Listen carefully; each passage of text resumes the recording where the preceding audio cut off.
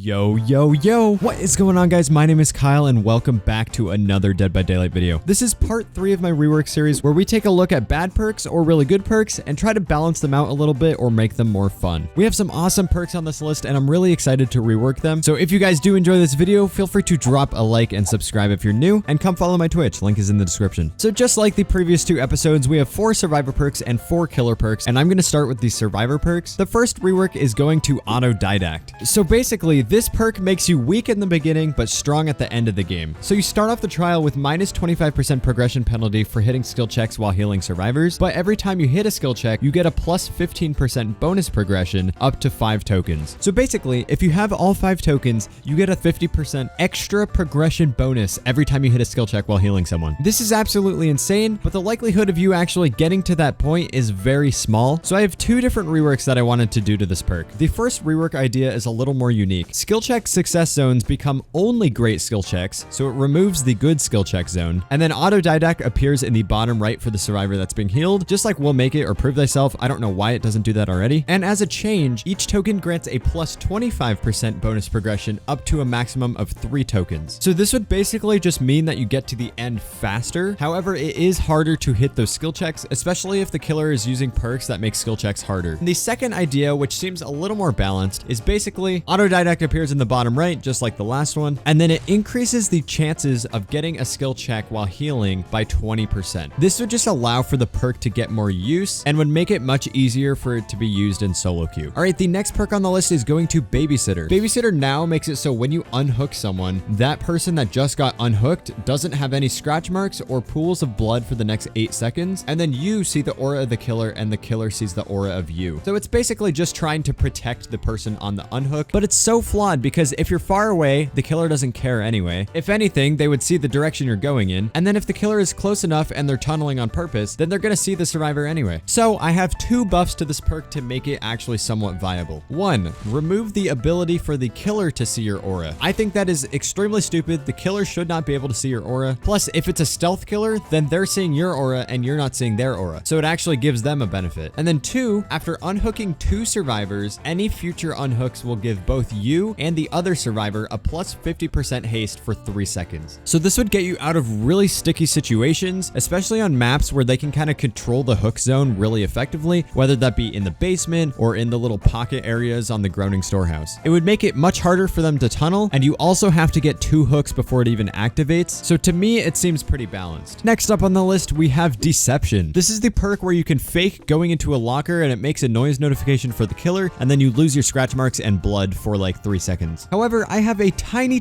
change which would make it just a little bit better. It'd be like a little quality of life improvement, and that is to reduce the sound of your footsteps by 100%. This would make it so that after you activate Deception, you are completely silent. Because in this current state, once you use Deception on this killer, they'll basically know that you're using it from that point on. So if it would make you completely undetectable for those 3 seconds, then it would actually be able to confuse some killers. All right, the last survivor perk on this list is Premonition. So Premonition is a horrible perk. It's basically just a worse version of Spine Chill. It's the perk that gives you a sound cue every time you look in the killer's direction, and then it has a cooldown. It's literally so dumb. So I wanted to give it a buff, but the buff is pretty strong, so I also wanted to give it a nerf as well. For the buff, every time you trigger the perk, you gain a stack, and at 5 stacks, you will be able to see the aura of the killer for 2 seconds whenever this perk activates. However, because this is relatively strong, I wanted to reduce the cooldown to 45 seconds. This would mean you don't start receiving the full benefits of this perk until at least 4 minutes in, and that's assuming that the killer is A, not a stealth killer, B, within 36 meters, and C, that you're actually looking at them. It would also kind of help in chase if it actually comes up to activate, because you get a small, tiny 2-second window to see where the killer is, which could help you win a 50-50. All right, we are now moving on to the killer perks. The first killer perk on the list is Hoarder. Currently, Hoarder spawns in 2 additional chests for survivors, and then if a survivor opens a chest within 64 meters of your location, you get a loud noise notification. If you just think about that for literally 3 seconds, you can understand why this is so bad. So I wanted to change this to make it much more interesting. So I wanted to change it so that Hoarder now spawns 4 additional chests in the trial instead of 2, but if a survivor opens a chest, they become exposed for 60 seconds and their aura is revealed to you for 30 seconds. So this wouldn't really do much because survivors could literally just not open chests and avoid the effect completely. However, if survivors do need to open open a chest because they need to get a medkit or something in a clutch scenario, it will make it a little more difficult for them. And because this perk can be completely avoided, I wanted to add one more tiny buff. Actually, this is not tiny at all. This is actually a huge buff, and it's to help with the item meta right now. So survivors' auras are revealed while using items. I think this would be so cool. So for example, if you're using a toolbox on a generator, you can see their aura. If they're using a toolbox to sabo a hook around the corner, you can see their aura. If they're using a medkit and healing,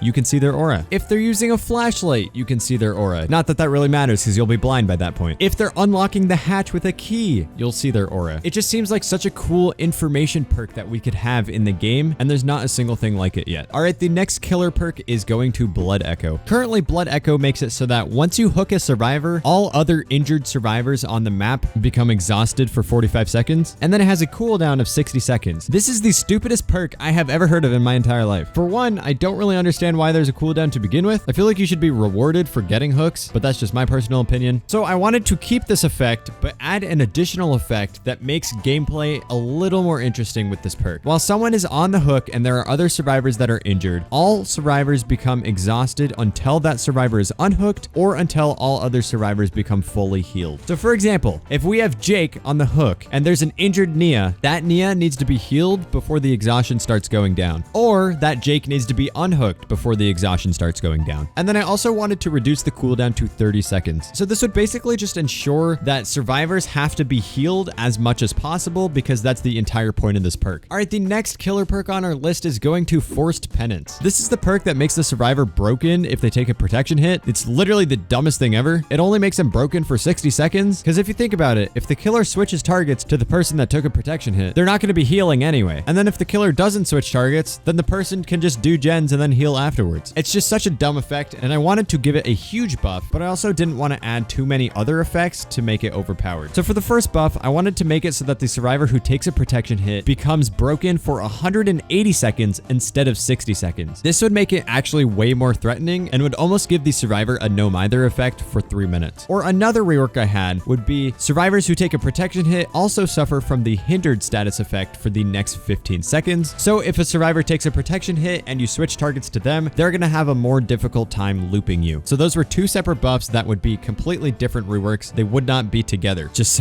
so you know, it's not those two together because that would be really overpowered. And finally, the perk that you have all been waiting for.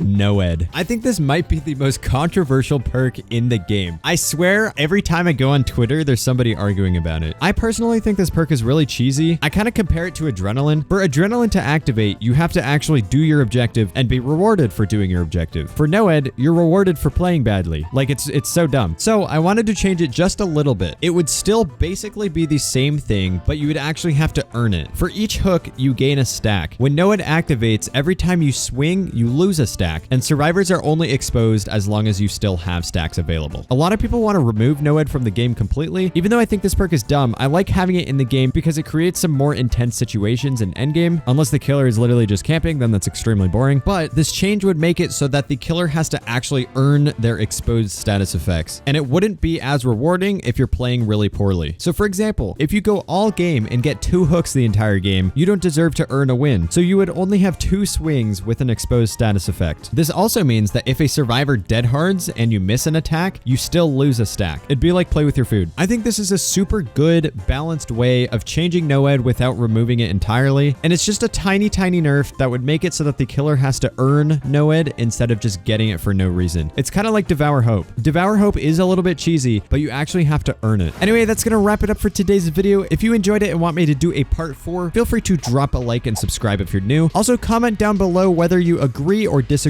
with my changes on this list, and if you have any ideas for other perks as well. Anyway, guys, that's about all I have for you today, so I will see you all in the next one. Peace!